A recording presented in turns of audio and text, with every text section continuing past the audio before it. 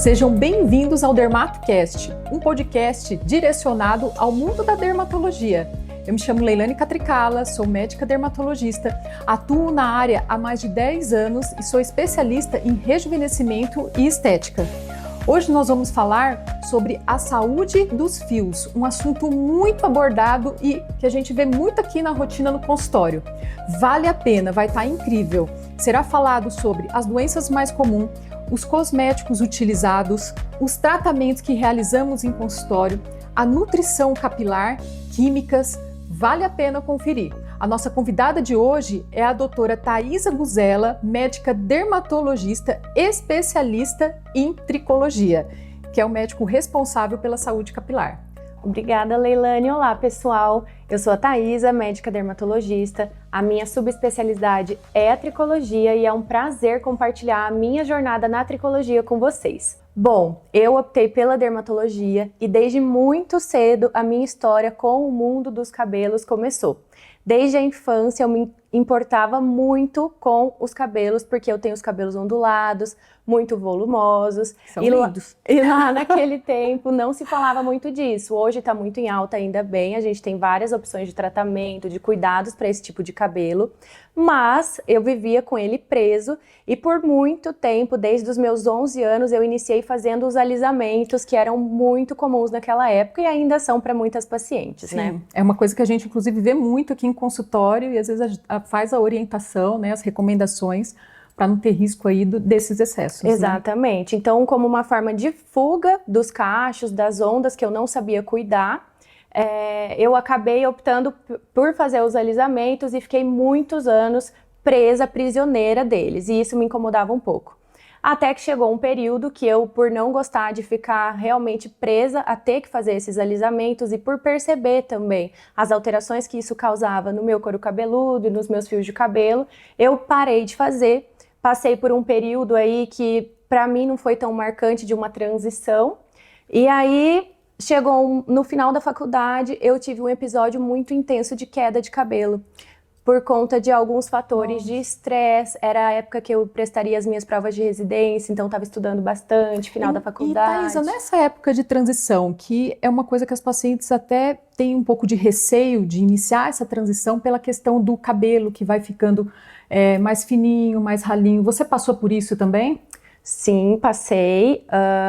Tanto na época que eu parei de fazer os alisamentos, precisa ter muita paciência para esperar o cabelo crescer. Sim, eu não tinha duas texturas tão diferentes como algumas meninas ainda têm, que tem a curvatura bem ondulada, né, bem cacheada, e a parte que alisou fica aquela curvatura, não tem curvatura na verdade, fica retinho. Fica reto, exato. E aí tem que ter uma boa de uma paciência para esperar o cabelo crescer, ter os cuidados específicos, e hoje a gente tem muita informação na internet, informação de qualidade.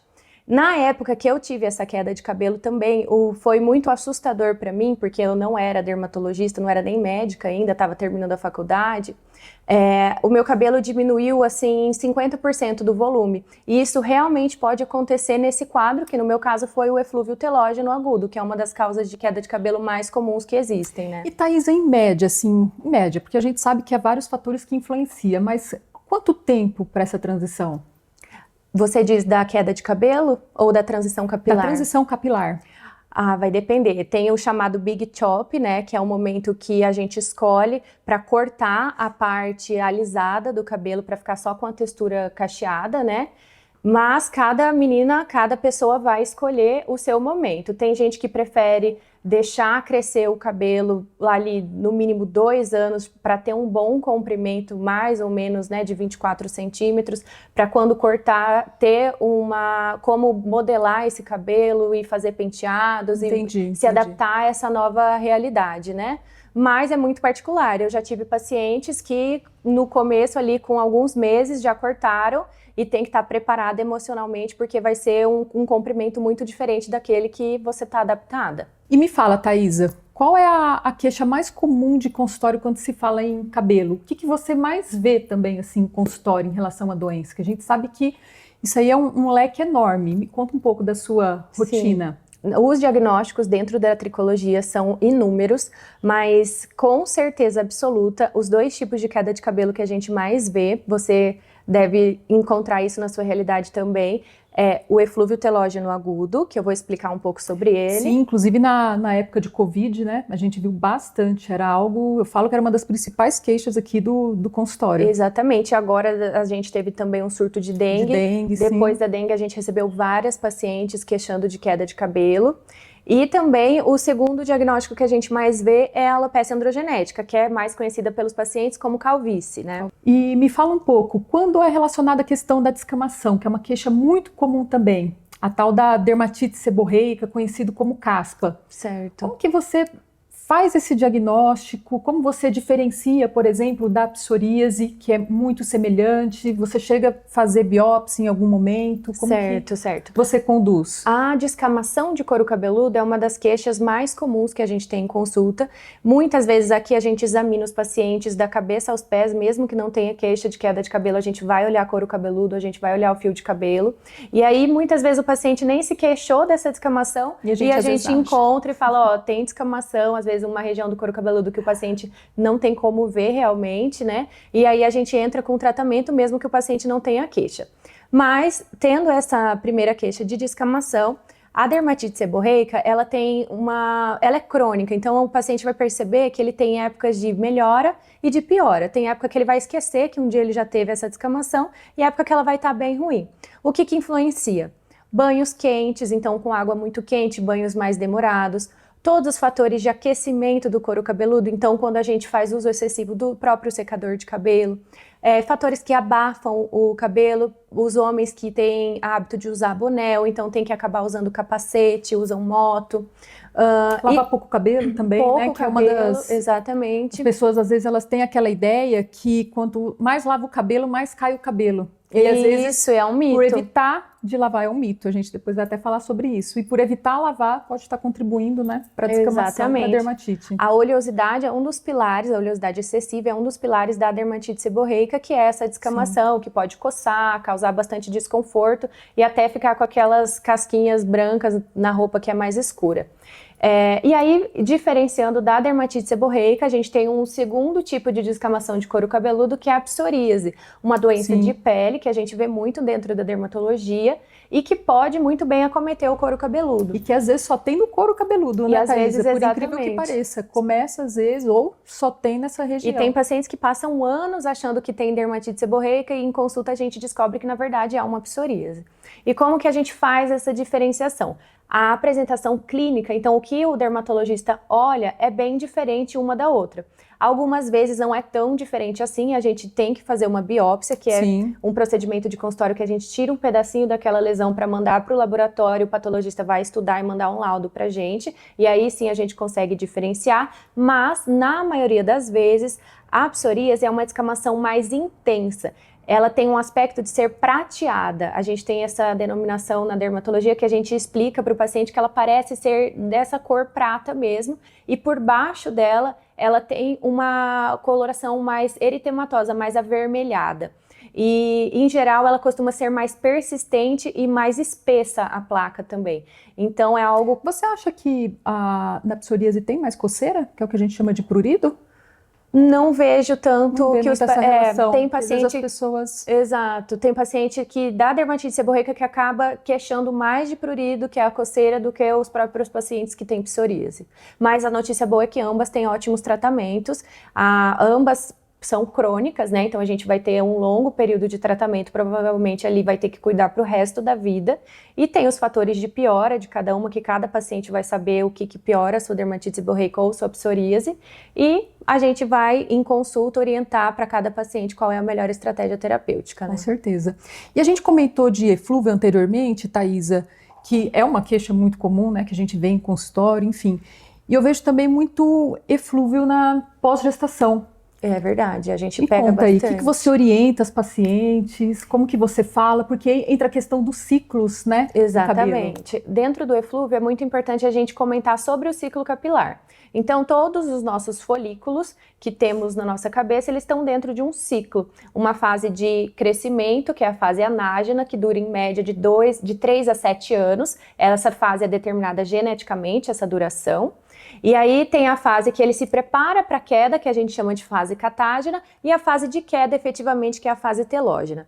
Tem muitos fatores que fazem esse ciclo entrar em desequilíbrio e muitos fios de cabelo vão parar na fase telógena, que é a fase de queda de cabelo.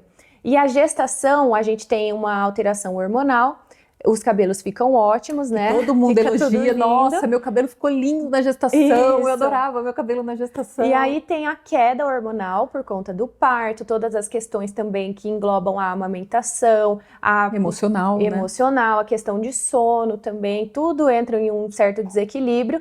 O organismo manda essa informação para os folículos pilosos e aí a gente tem realmente a queda de grande parte desses fios, que foi o mesmo tipo de queda de cabelo que eu tive naquela minha época de estresse que eu comentei com você.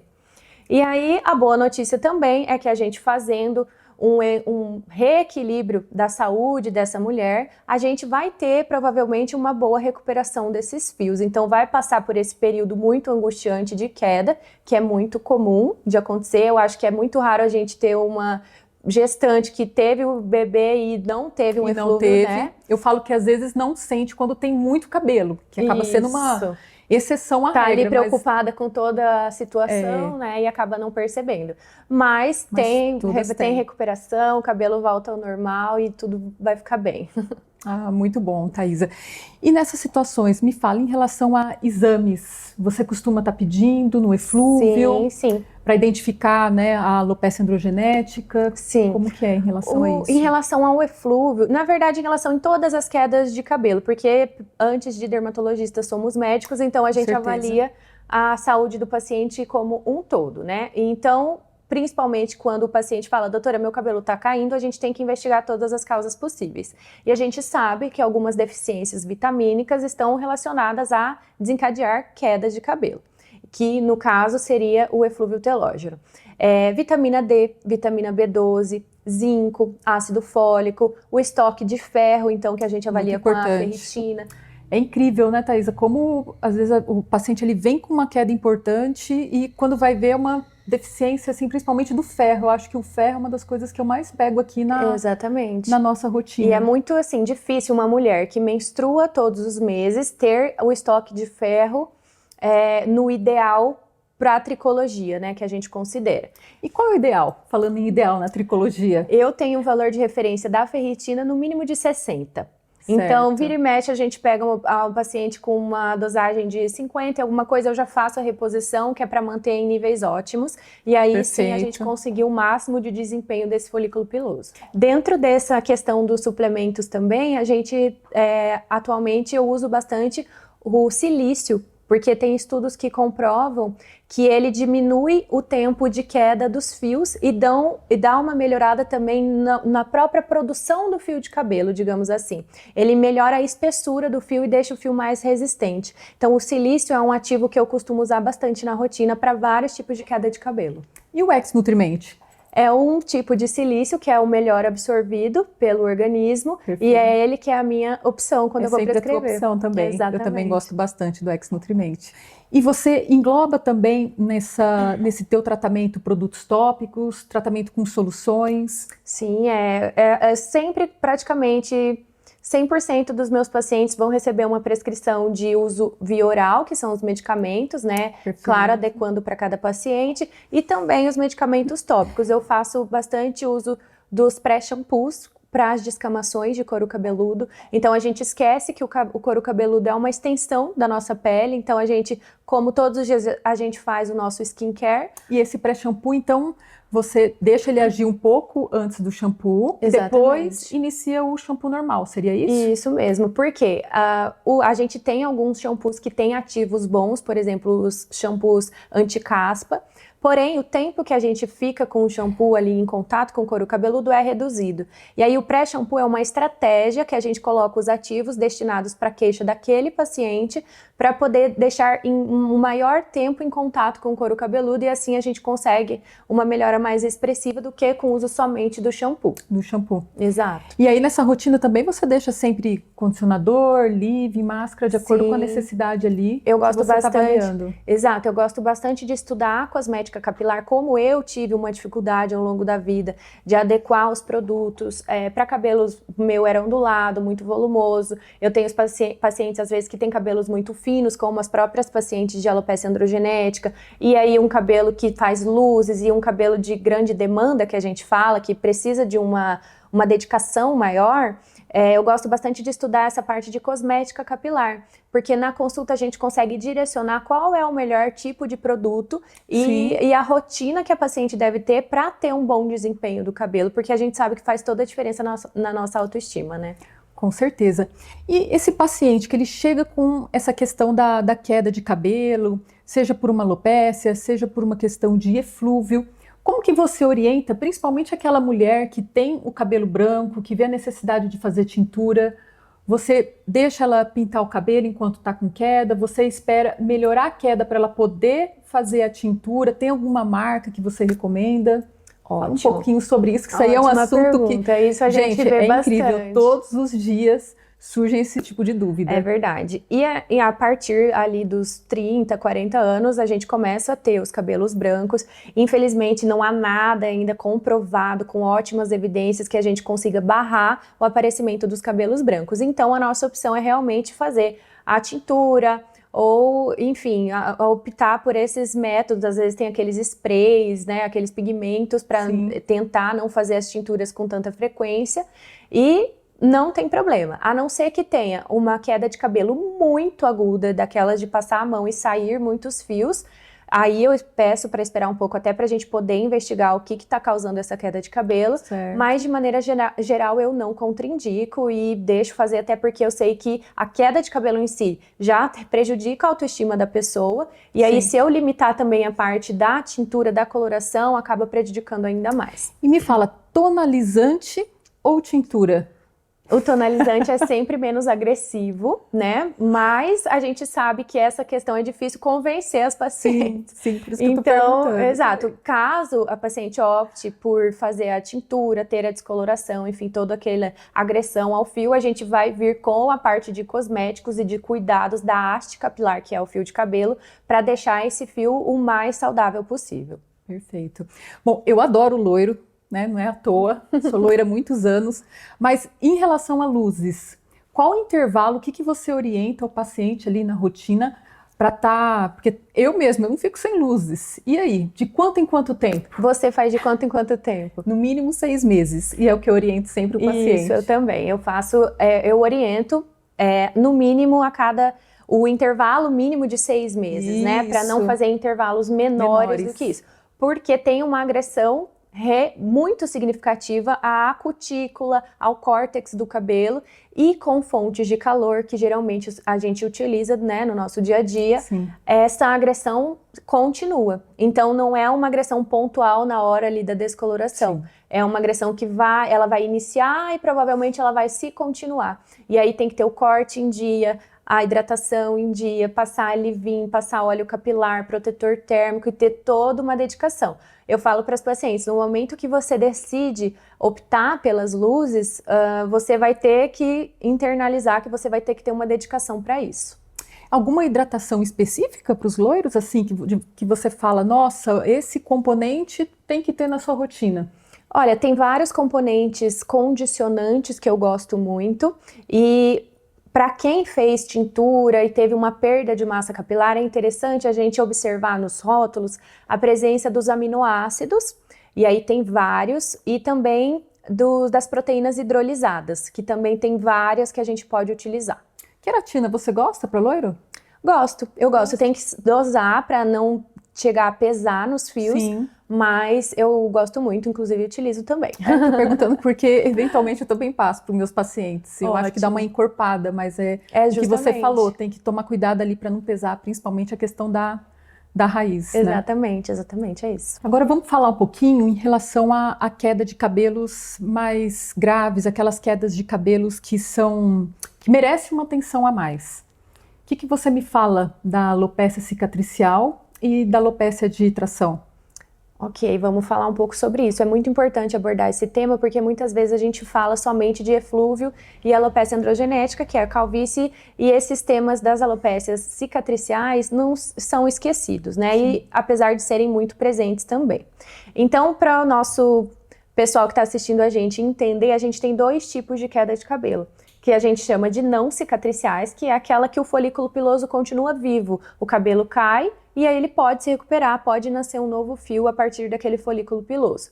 E tem as quedas de cabelos cicatriciais, que no caso são uma agressão que o folículo sofre, aí tem vários tipos de agressão que podem acontecer, ocorre uma cicatriz no lugar do folículo e onde caiu aquele fio não nasce mais. Daí, os principais exemplos dentro desse tipo de queda de cabelo, a gente tem a alopecia frontal fibrosante, que tem sido cada vez mais comum no consultório, e também o líquen plano pilar, que é outro tipo de queda de cabelo cicatricial. A alopecia de tração também, se não for, aquela tração não for interrompida com o passar do tempo, ela pode se tornar uma queda de cabelo cicatricial e aí a gente não tem a possibilidade de fazer aquele folículo voltar a produzir o pelo. A de tração, que é muito comum nas trancinhas, né, quando faz, ou quem usa, prende muito, né, o cabelo também. Recentemente eu tive até uma paciente e criança que já tinha o hábito de fazer penteados bem tracionados mesmo, e já estava com sinais que a gente encontra na tricoscopia de que iria evoluir para uma alopecia de tração. E você chega a fazer, em algumas situações, a biópsia, que é uma forma que a gente usa muito, né? Principalmente nos tipos de alopécias cicatriciais, a biópsia é quase que mandatória, para a gente ter a certeza daquilo que a gente viu e para documentar mesmo para o paciente, para ele entender se o tratamento pode ou não oferecer um retorno do cabelo dele, até que ponto aquilo ali vai funcionar. Então, eu opto em alopécias cicatriciais em sempre fazer a biópsia. Você sabe, Thaisa, que recentemente eu tive uma paciente que ela teve uma cicatricial por conta de uma dermatite seborreica. E a dermatite seborreica por estresse. Então, a unha era comprida, até recomendei cortar a unha, ficar a unha bem rentezinha, porque quando ela estava ansiosa, estressada, ela coçava muito o couro cabeludo. E agrediu demais. Agrediu demais, fiz a biópsia, né? Sim. Fiz uma biópsia onde tinha descamação e onde estava com aspecto de cicatricial. É muito importante isso que você falou. Muitas vezes a gente tem que coletar a biópsia de 2 pontos justamente para poder comparar.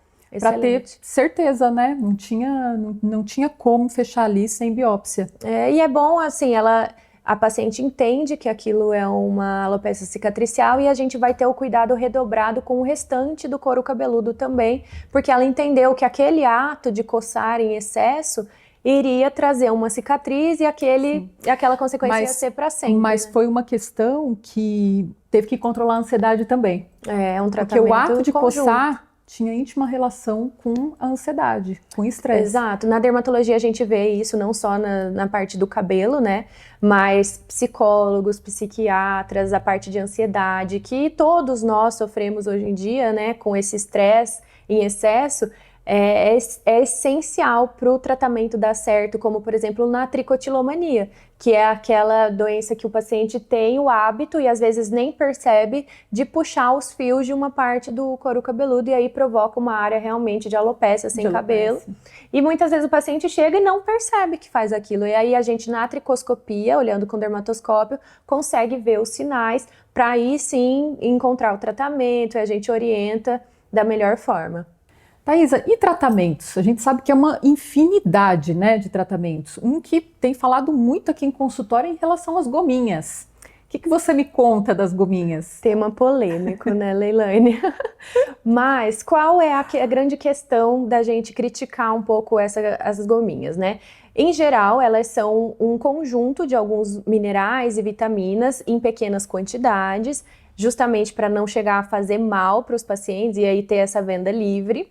E que, na verdade, não é um tratamento específico para alguma coisa. Então, a gente gosta de direcionar o paciente para aquilo que ele realmente precisa. É aquela coisa, mal não vai fazer, né? Mas só tem pouquinho de tudo, e que às na vezes realidade não vai ter efeito nenhum ali. Exato, e acontece muito do paciente ficar perdendo tempo, e a gente fala que tempo é cabelo, né? Quanto Sim. mais tempo ele perde, menos cabelo ele vai ter quando chegar aqui, tomando e achando que esses polivitamínicos, essas gominhas vão resolver o problema, e muitas vezes a gente faz os exames e a reposição de vitamina D, de vitamina B12 que ele precisaria seria muito maior do que aquele que ela está tomando, que o paciente está fazendo uso. Por isso que eu acho, e falo sempre em consulta, que é imprescindível ter exames, fazer exames, né, para poder direcionar, para poder ter uma precisão ali no tratamento. O primeiro passo é sempre o diagnóstico, e aí exames e a tricoscopia, que a gente não tem como abrir mão.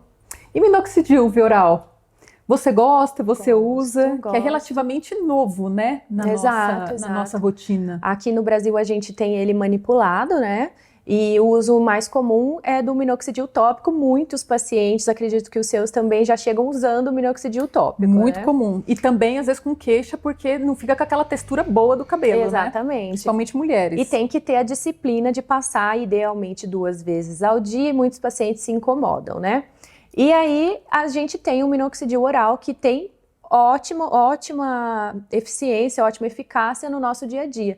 As questões vão ter que ser individualizadas para cada paciente, porque vai ter paciente que vai ter contraindicação ao minoxidil oral, né?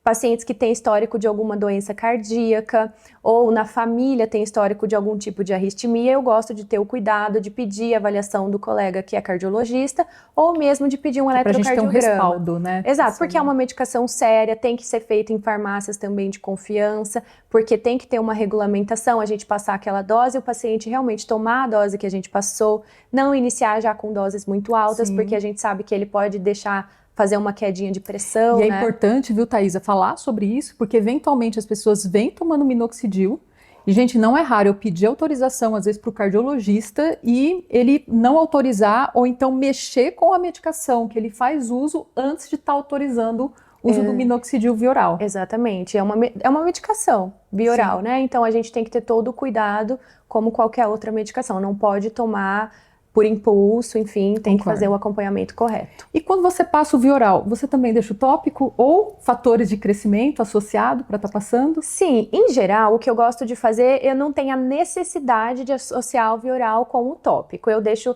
a critério, eu deixo o paciente à vontade, se ele quiser associar o tópico, ele pode associar, mas não tem essa exigência. O que a gente gosta de fazer aqui na clínica, eu sei que você faz também, é associar os tratamentos na clínica com os tratamentos que o paciente já faz em casa, né? Então, a medicina regenerativa veio aí para contribuir muito alta, né? Com os nossos procedimentos e os resultados que os pacientes têm. A gente tem os exossomos agora.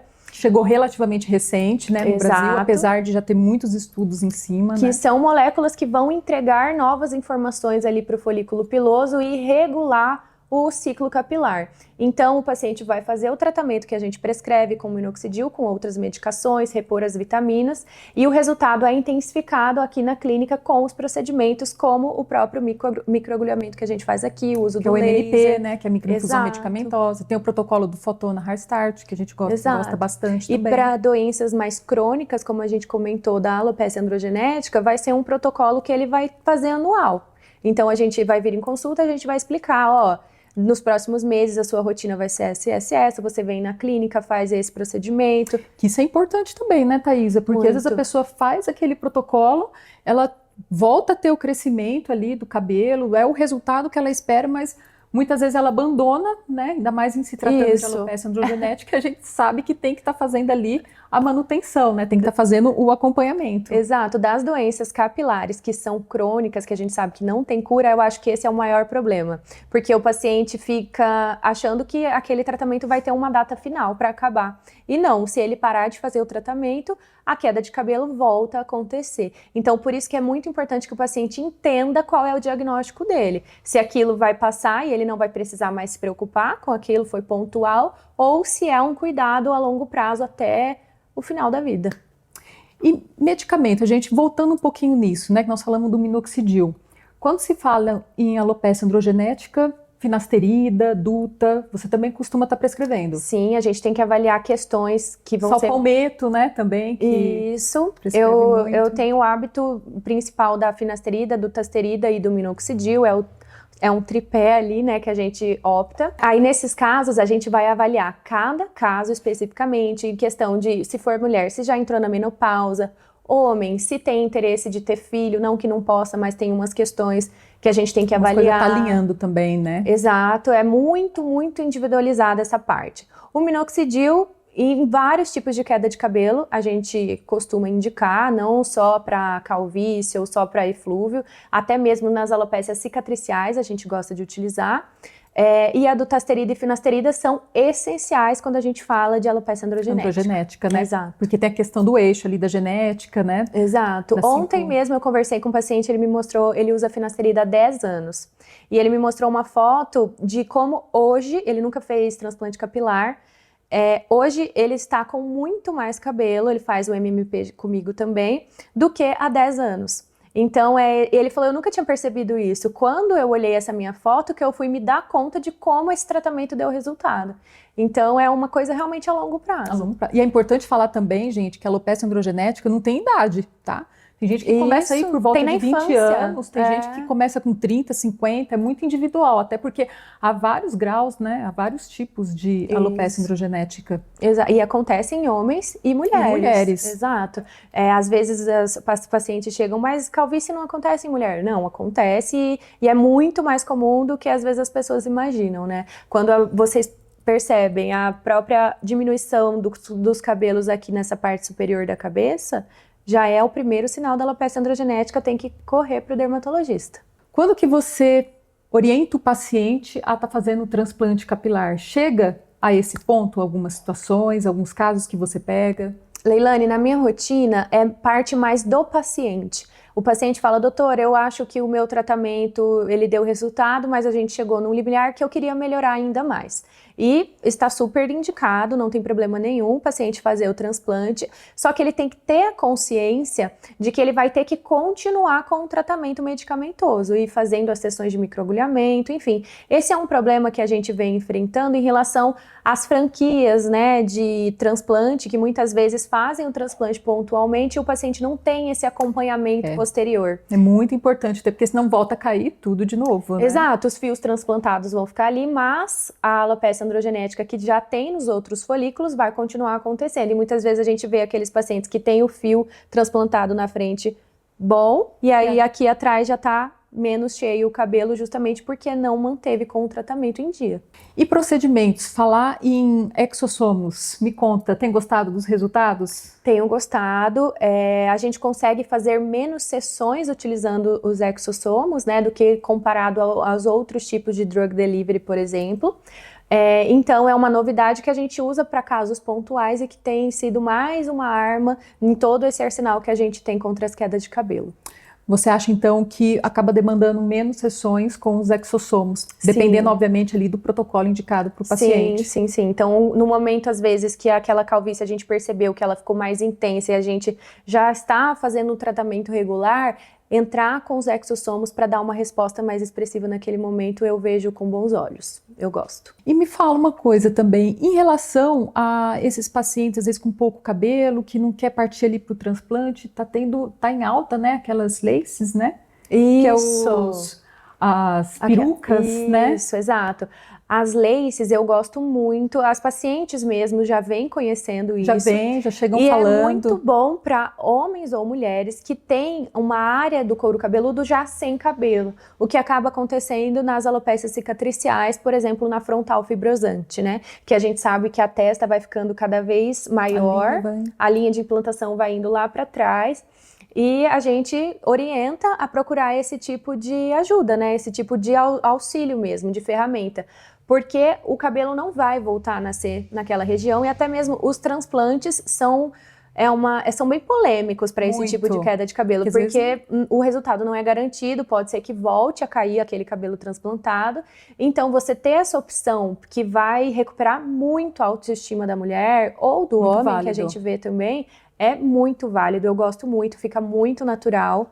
E eu acho excelente, super incentivo minhas pacientes. Já que nós entramos nessa questão da alopécia fibrosante frontal, tem aquele mito, bom, você vai me explicar um pouco melhor sobre isso, de usar protetor solar e causar queda no cabelo nessa região. O que você me fala em relação a isso da alopecia fibrosante? Leilane, a alopecia frontal fibrosante, ela é uma doença recente. Então, se eu não me engano, ela foi descrita pela primeira vez em 1994. E aí, desde então, a gente não tem, assim, uma causa específica. A gente, dentro da tricologia, classifica ela como um tipo de líquen plano pilar, que é um tipo de alopecia cicatricial. E aí, quando caem os pelos das sobrancelhas e também da parte aqui da frente da cabeça, a gente chama de alopecia frontal fibrosante. E aí, aventou-se essa possibilidade de que o uso de protetores solares faciais faria com que os cabelos desencadearia, na verdade, a alopecia frontal fibrosante.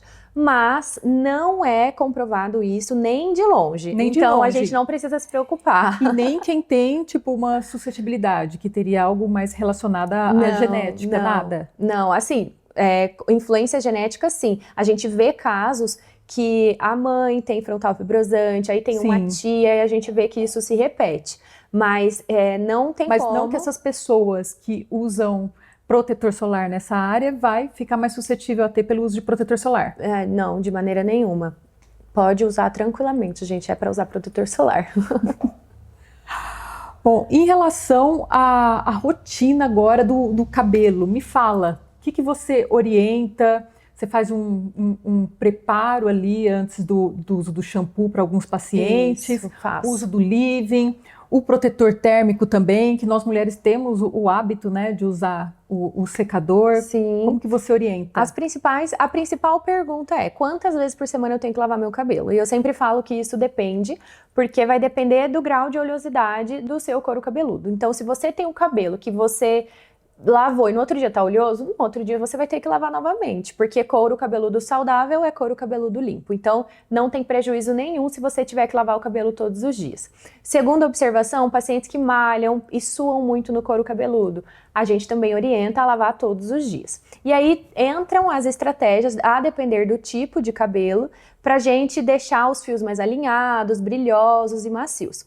Os cabelos que têm mais frizz, cabelos porosos, ondulados, cacheados, eu gosto muito de orientar para fazer o pré-pull, que a gente fala, que é aquilo que a gente faz antes de lavar os cabelos. De lavar o cabelo. E aí eu gosto de orientar o uso de óleos capilares em uma quantidade um pouco maior, para fazer realmente uma proteção física no fio antes da paciente entrar no banho para lavar com o shampoo. E você orienta a dormir com esse óleo também, por curiosidade? Sim. Aí tem, a gente chama de umectação, né? E aí no dia seguinte a paciente pode lavar o cabelo, ela vai ter o benefício que ela vai ficar mais tempo com esse óleo nos cabelos. E aí, claro, uma paciente de cabelos lisos, que não faz tintura, não faz alisamento, talvez nem precise fazer isso. Só de lavar normalmente com o shampoo no couro cabeludo, porque shampoo é no couro cabeludo, não é para passar nos fios, né? E depois vir com o condicionador ou a máscara já é suficiente. Nas pacientes que têm maior demanda, precisam cuidar mais desses fios de cabelo, o uso também de máscaras pode ser em todas as lavagens. Porque a gente vai ter ativos condicionantes mais intensos nas máscaras. Eu mesma, em todas as lavagens, gosto de usar a máscara capilar. Porque eu faço uso rotineiro do secador, às vezes deixo meu cabelo natural também. E aí também. O condicionador nessa rotina, então, vem depois? Não tem necessidade. Não tem necessidade. Não tem. A máscara já faz o papel que o condicionador faria de equilibrar as cargas do fio para fazer menos frizz. E até mesmo falando do frizz, é importante a gente lembrar, quando as pacientes têm muito frizz aqui na parte de cima do cabelo, a máscara pode ser aplicada na parte de cima. Claro que tomando cuidado para não ter o contato direto com o couro cabeludo, mas para não ficar aquele cabelo com frizz em cima e alinhado aqui da orelha para baixo. Olha, a gente percebe. Dica incrível da doutora Thaís, hein? Exato. E a mesma coisa com o leave-in e óleo protetor térmico. A gente não seca o cabelo desde aqui de cima com o secador, enfim. E aí a gente pode passar o leave-in, protetor térmico, óleos capilares, que eu gosto de indicar o uso diário deles, não precisa ser só depois de lavar o cabelo, pode usar todos os dias. E isso vai com certeza beneficiar e vai mudar. Eu já tive paciente que chegou numa consulta sem fazer nada disso, no retorno veio. No retorno já estava outro cabelo. Alinhado, macio, com maior penteabilidade, é outro cabelo. Pessoal, anota aí, hein? Não tem problema lavar o cabelo todo dia, como a doutora Thaisa falou. É muito individual de acordo com a necessidade. Eu pego muito aqui em consultório também as pessoas que tem a queixa de queda de cabelo e não quer lavar todo dia porque fala que vai cair mais, ou demora 2, 3 dias para estar lavando o cabelo porque fala que vai cair mais. E a gente sabe, né, que isso não influencia. O cabelo que vai cair de todos os jeitos. Não é porque você... Na verdade, se você deixar de lavar, é perigoso até piorar, né, Leilane? Muito. E em relação a secador, chapinha, babyliss, a gente sabe que as mulheres têm uma adoração aí por esses objetos, né? O que você me fala? Eu gosto, uso muito, né? Pra gente ter o cabelo, às vezes, mais alinhado, modelado como a gente quer, a gente usa a mão dessas fontes de calor. O secador é o mais utilizado e ele realmente estraga menos o cabelo do que chapinha e babyliss, porque chapinha e babyliss conseguem alcançar temperaturas muito mais altas. E é a temperatura que faz esse dano da haste capilar. Falando em secador, desculpa te cortar, Imagina. Antes de ir pro babyliss e pra chapinha. E o Dyson? Porque eu sou apaixonada. Fiz até recentemente uma publicação no Instagram, nos Reels, sobre ele. E o que você acha desse secador? Excelente, arrasou. O secador Dyson, ele tem uma tecnologia que essa marca desenvolveu, de que o secador mede 20 vezes por segundo a temperatura, para que a temperatura que ele entrega para o fio de cabelo não passe de 100 graus Celsius. Então, isso traz muito mais segurança para os fios, porque é realmente o problema da temperatura em excesso que faz essa agressão nas nossas cutículas e deixa o cabelo cada vez mais poroso. E quem puder ter, eu acho que super compensa, principalmente se você usa secador com muita frequência. Até porque ele também, viu, fazendo propaganda já, ele tem vários acessórios. É verdade, né, até para cachear. Exato, para cachear, consegue tirar o frizz também, consegue alisar. Acho que toda mulher merecia um Dyson, né? Eu também acho. Meu marido que deu, viu, gente, por conta do barulho do meu fica antigo. a dica, né? A dica. Agora nós vamos falar um pouco em relação a alimentos, em relação à dieta. Está muito em alta o Ozempic, né? Nossa, verdade. Tá tendo muita queixa aqui em consultório de queda de cabelo com o uso de Ozempic. O que você me fala dessas dietas em relação ao jejum intermitente, que é uma coisa comum também das pessoas estarem realizando, e a gente sabe o que pode acontecer, né, as consequências disso. Leilane, essa para mim é uma das partes principais da consulta quando o paciente chega com queda de cabelo. Pacientes que não têm um bom funcionamento intestinal ou têm uma alimentação muito desregrada, tanto para mais quanto para menos, a gente sabe que influencia muito no ciclo capilar. Então, o nosso organismo ele tem que ter um aporte de nutrientes adequado, e eu vejo muito que os pacientes que fazem muito jejum, às vezes porque gostam de fazer jejum ou ficam horas trabalhando e esquecem de comer, tem impacto sim no crescimento do cabelo e na densidade capilar. Em relação ao Ozempic, o que acontece? Não só quando os pacientes utilizam o Ozempic, que é um medicamento que auxilia no emagrecimento, mas pacientes que fazem cirurgia bariátrica ou que acabam emagrecendo, às vezes por distúrbios de tireoide ou porque quiseram emagrecer, fizeram uma dieta mais restritiva, a gente tem quadros importantíssimos de eflúvio telógeno, que é aquele desequilíbrio do ciclo capilar que a gente comentou no início. E isso é muito real, tem que devolver esse aporte para os fios conseguirem se recuperar. Por isso que é importante, gente, sempre fazer essas dietas, sempre fazer uso desses medicamentos com acompanhamento médico, com acompanhamento de um profissional especialista aí no assunto. E é interessante a gente comentar também, se é um paciente que já está com programação de perder muitos quilos, já vira consulta com o dermatologista para a gente ficar de olho, talvez associar procedimentos, medicamentos que vão evitar, a gente tenta evitar que essa queda de cabelo seja tão intensa. A gente percebe que os emagrecimentos mais abruptos ocasionam mais queda de cabelo, aqueles emagrecimentos que são mais progressivos, mais a longo prazo, mais a longo prazo, às vezes a gente consegue segurar melhor o cabelo. Doutora Thaisa, e quando procurar um tricologista, que é um médico especialista no cabelo? Eu acho que essa é a pergunta mais importante do nosso episódio, né? Em média, o normal é a gente perder de 80 a 100 fios por dia. Claro que é muito difícil a gente quantificar isso, mas você vai saber qual é o seu normal ali que você tem ao longo da vida. Se você percebeu que o seu cabelo está caindo numa quantidade excessiva, ou se você tem dor, queimação, descamação no couro cabeludo, é importantíssimo que você procure o dermatologista para passar em consulta o quanto antes. Por quê?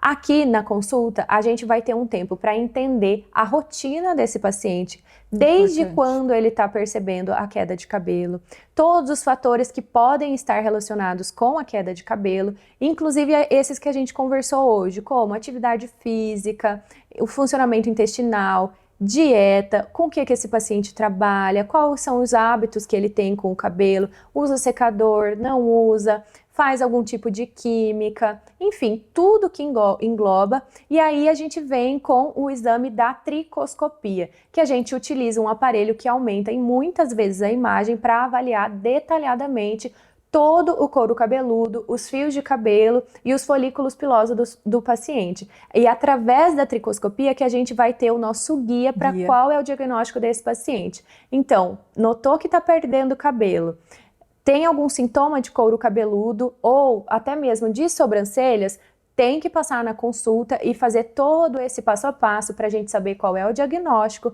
traçar uma estratégia terapêutica e você entender se você precisa fazer um acompanhamento a longo prazo e quantas vezes por ano, por mês você vai ter que vir visitar a gente, né, Leilane? Porque afinal de contas, isso é muito individual. Exatamente. Bom, pessoal, fica aí as dicas então. Eu quero agradecer a doutora Thaisa pela sua presença aqui hoje. Eu que agradeço, Leilane, um prazer. Pode me chamar todas as vezes que eu venho. Vamos ver se a gente não faz uma segunda parte, né? Uma parte 2, psicologia parte imensa, boa. E qualquer dúvida, estamos à disposição, podem nos enviar mensagem. Espero ver vocês nos próximos episódios.